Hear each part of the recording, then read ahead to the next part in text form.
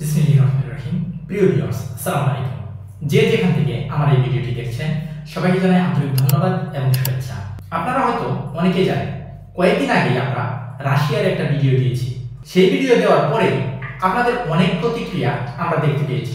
সেই প্রতিক্রিয়াগুলো হলো এমন: রাশিয়াতে যাওয়ার পরে আমাদেরকে যুদ্ধে পাঠিয়ে দিবে, যাওয়ার পরে 100% কাজ পাওয়া যাবে কিনা, যাওয়ার পরে বেতন ঠিক মতন পাওয়া যাবে কিনা, আমরা কি 100% ভিসা পাবো, এই সমস্ত আরো অনেক প্রশ্ন। তো এই সকল প্রশ্নের উত্তর আজকে আমি আমার এই ভিডিওতে দেওয়ার চেষ্টা করব।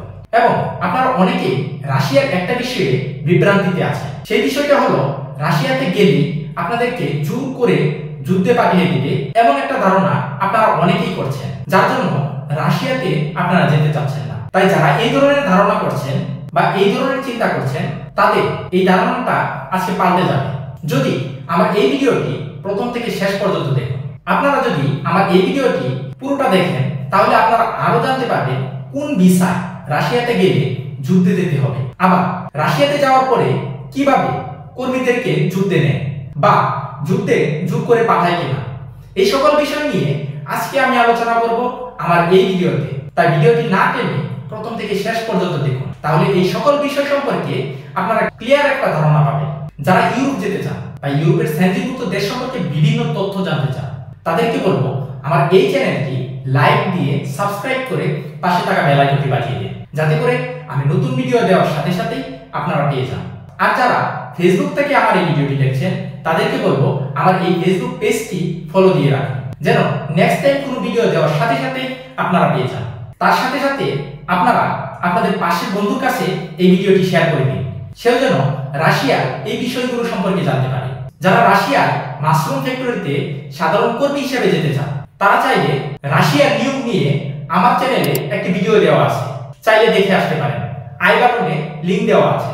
বাংলাদেশে অনেক ভাই আছে যারা রাশিয়াতে যাওয়ার জন্য অপেক্ষা করছে বা অনেকে আছেন যাওয়ার জন্য আগ্রহী আছে।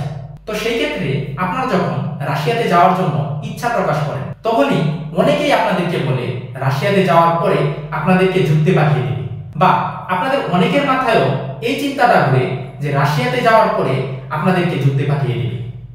অনেকেই আবার ভাবে যাওয়ার পরে নিশ্চয় জোর করে যুদ্ধে পাঠিয়ে দিবে। আপনারা অনেকেই জানেন রাশিয়া অনেক বড় একটা দেশ এবং সেই দেশে অনেক কোম্পানি আছে। সেই কোম্পানিগুলোতে বিভিন্ন দেশ থেকে কর্মী নেওয়া হয় কাজ করানোর জন্য। সেই ক্ষেত্রে রাশিয়া যদি অন্য কোনো দেশের নাগরিকদের জোর করে যুদ্ধে পাঠিয়ে দেয়, তাহলে সেটা কি অন্য কোনো দেশ মেনে নেবে? রাশিয়া যদি জোর করে অন্য কোনো দেশের কর্মীকে যুদ্ধে পাঠিয়ে দেয় এবং সেই খবর যদি প্রচারিত হয় ওই কর্মীর নিজ দেশে, তাহলে রাশিয়ার সরকারের বিরুদ্ধে আইনানুগ ব্যবস্থা নিবে কর্মীর নিজ দেশের সরকার। এতে রাশিয়া বিপাকে পড়ে যাবে। আপনারা হয়তো এখন পর্যন্ত শুনেন নাই কোনো একটি দেশের সরকার রাশিয়ার বিরুদ্ধে এমন অভিযোগ করেছে যে তার দেশের কর্মীকে জোর করে যুদ্ধে পাঠিয়ে দিয়েছে। এই অভিযোগগুলো শুধুমাত্র আমরা শুনতে পাই ফেসবুক এবং ইউটিউবের ছোটখাটো কিছু চ্যানেলের মাধ্যমে। এছাড়া বড় কোনো গণমাধ্যমে এই খবরগুলো প্রচারিত হয় না যে কোন কর্মীকে রাশিয়া সরকার জোর করে যুদ্ধে পাঠিয়ে দিয়েছে। এই কথাগুলো একদম ভুয়া খবর। যে কর্মীরা যুদ্ধে যায় তারা নিজের ইচ্ছায় যুদ্ধে যায়। আর সাধারণভাবে আমরা যদি দেখি যে কোনো কোম্পানি অন্য দেশ থেকে কর্মী বা শ্রমিক নেয় তখনই যখন সেই কোম্পানিতে কর্মী সংকট দেখা দেয়। সেই কর্মী সংকট পূরণের জন্যই কোম্পানি অন্য কোনো দেশ থেকে কর্মী নেয়। কোনো কোম্পানি যুদ্ধে কর্মী পাঠানোর জন্য অন্য কোনো দেশ থেকে লোক নেয় না। আপনারা হয়তো অনেকেই জানেন প্রতিনিয়ত হিউজ পরিমাণ কর্মী বাংলাদেশ থেকে রাশিয়াতে যায়। এই যে এত পরিমাণ কর্মী রাশিয়াতে যাচ্ছে, যাওয়ার পরে কতজন কর্মী যুদ্ধে গিয়েছে বা কতজন কর্মীকে জোর করে রাশিয়া যুদ্ধে পাঠিয়েছে, সেটা আপনারা নিজেরাই যাচাই করে দেখেন। এই পর্যন্ত কতজনকে দেখেছেন যে বাংলাদেশ থেকে রাশিয়াতে কর্মী হিসাবে যাওয়ার পরে তাদেরকে জোর করে যুদ্ধে পাঠিয়ে দিয়েছে রাশিয়া সরকার? হাতে গোনা দুই একজনকে আপনারা পাবেন। আবার তাদেরকেও জোর করে যুদ্ধে পাঠানো হয় না, তারা নিজের ইচ্ছায় যুদ্ধে গিয়েছে। কিন্তু আমরা অনেকেই ভাবি যে রাশিয়াতে যাওয়ার পরেই যুদ্ধে যেতে হবে। এটা সম্পূর্ণ ভুল একটা ধারণা। তবে যে দুই একটা লোক যুদ্ধে যায়, তারা কিভাবে যায়?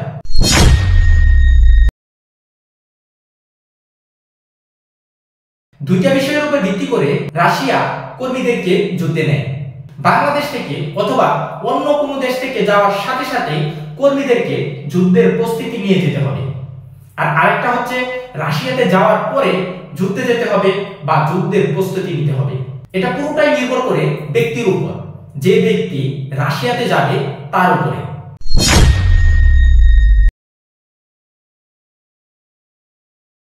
বাংলাদেশ থেকে যাওয়ার সাথে সাথে সেই কর্মীদের যুদ্ধে যেতে হবে বা যুদ্ধের প্রস্তুতি নিয়ে যেতে হবে যারা আর্মি ক্যাম্পের ভিসায় বা আর্মি ক্যাম্পে কর্মী হিসাবে রাশিয়াতে যাবে।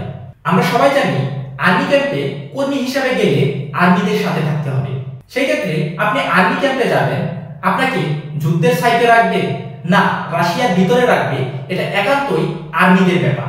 যদি আপনাকে যুদ্ধের ময়দানে নিয়ে যায় তাহলে আপনারও যেতে হবে, কারণ আপনি আর্মি ক্যাম্পের ভিসায় কর্মী হিসাবে রাশিয়াতে গেছেন। এই জন্য আপনাকে আর্মিদের সাথেই থাকতে হবে, সেটা হোক যুদ্ধের ময়দান কিংবা অন্য কোনো জায়গায়। তবে বর্তমান সময়ে সবাই জেনে বুঝে তারপরে আর্মি ক্যাম্পে যায় বা আর্মি ক্যাম্পের ভিসায় যায়, কিন্তু যাওয়ার পরে কেউ যদি বলে যে আমাকে জোর করে যুদ্ধে পাঠিয়ে দিয়েছে, সেটা যদি আপনি বলেন সেটা আপনার ভুল হবে, কারণ আপনি তো জেনে বুঝেই তারপরে আর্মি ক্যাম্পের ভিসায় বা আর্মি ক্যাম্পে গিয়েছেন। সেক্ষেত্রে আপনি এই কথাটা বলতে পারবেন না। তাই যারা আর্মি ক্যাম্পের ভিসায় কিংবা কর্মী হিসাবে আর্মি ক্যাম্পে যাবেন তাদেরকে যুদ্ধের প্রস্তুতি নিয়ে বাংলাদেশ থেকে রাশিয়া যেতে হবে। আর যারা যুদ্ধে না যেতে চান তারা বর্তমান সময়ে আর্মি ক্যাম্পের ভিসা কিংবা আর্মি ক্যাম্পে কর্মী হিসাবে রাশিয়াতে যাওয়া থেকে বিরত থাকুন। এবং আমার মতে বর্তমান সিচুয়েশনে আর্মি ক্যাম্পের ভিসা বা আর্মি ক্যাম্পে কর্মী হিসাবে রাশিয়াতে না যাওয়াই ভালো।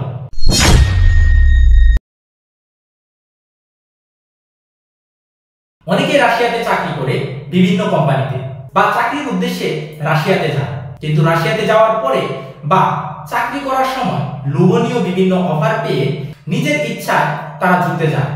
যেমন আর্মিতে গেলে কিংবা যুদ্ধে গেলে হিউজ পরিমাণ টাকা স্যালারি পাওয়া যাবে, রাশিয়ার নাগরিকত্ব পাওয়া যাবে, আর অনেক অনেক সুযোগ সুবিধা লোভ দেখানো হয়। এই লোভনীয় অফার যারা সামলাতে না পারে তারাই যুদ্ধে যায়, তাদেরকে কেউ জোর করে যুদ্ধে পাঠায় না। অনেক টাকা লোভে পড়ে তারা যুদ্ধে যায়, তারা নিজেরাই নিজের নাম লেখায় যুদ্ধে যাওয়ার জন্য। যদি কোনো কোম্পানির কর্মী যুদ্ধে যাওয়ার জন্য নাম লেখায়, সেই কোম্পানি কোনোভাবে সেই কর্মীকে রাখতে পারবে না, কারণ যদি ওই কোম্পানি এই কর্মীকে রাখতে চায় তাহলে সেটা হবে দেশ বিরোধী কাজ। তাই কোনো কর্মী যদি নিজ ইচ্ছায় যুদ্ধে যেতে চায় তাকে কোম্পানি রাখতে পারবে না। আর যদি কোনো কর্মী যুদ্ধে না যেতে চায় বা যুদ্ধের জন্য নাম না লেখায় তাহলে তাকে জোর করে যুদ্ধে পাঠাবে না। আপনারা যদি কোন কোম্পানিতে বা কোন কোম্পানির ভিসায় রাশিয়াতে যান তাহলে আপনাদেরকে যুদ্ধে যেতে হবে না কিংবা আপনাদেরকে জোর করে যুদ্ধে পাঠাবে না, 100% গ্যারান্টি দিলাম। আপনারা বিভিন্ন মাধ্যমে আমি যে বিষয়গুলো নিয়ে কথা বলেছি সেই বিষয়গুলো যাচাই করে দেখতে পারেন, এটা সত্যতা কতটুকু, তাহলেই আপনারা বুঝতে পারবেন রাশিয়াতে গেলেই আপনাদেরকে যুদ্ধে পাঠাবে এই ধারণাটা আপনাদের ভুল। যদি আপনি ইচ্ছা না করেন বা আপনার নিজের ইচ্ছায় যদি যুদ্ধে না যান, কেউ আপনাকে যুদ্ধে পাঠাবে না। আপনারা হয়তো বুঝতে পেরেছেন কোন ক্ষেত্রে আপনাদেরকে যুদ্ধে যেতে হবে। আশা করি এই বিষয়টা আপনারা ক্লিয়ার হতে পেরেছেন।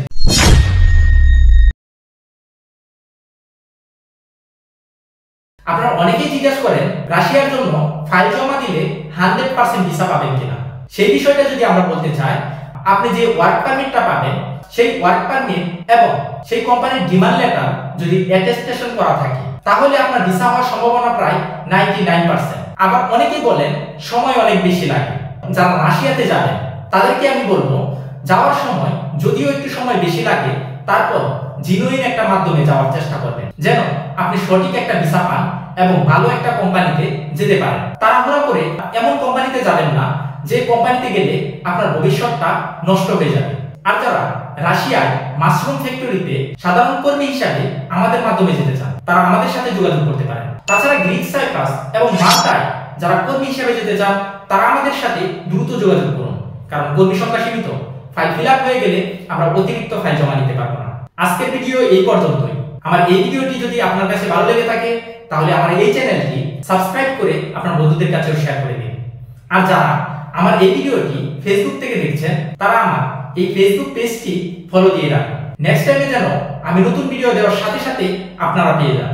সবাই ভালো থাকবেন, দেখা হবে অন্য কোনো ভিডিওতে। আল্লাহ হাফেজ।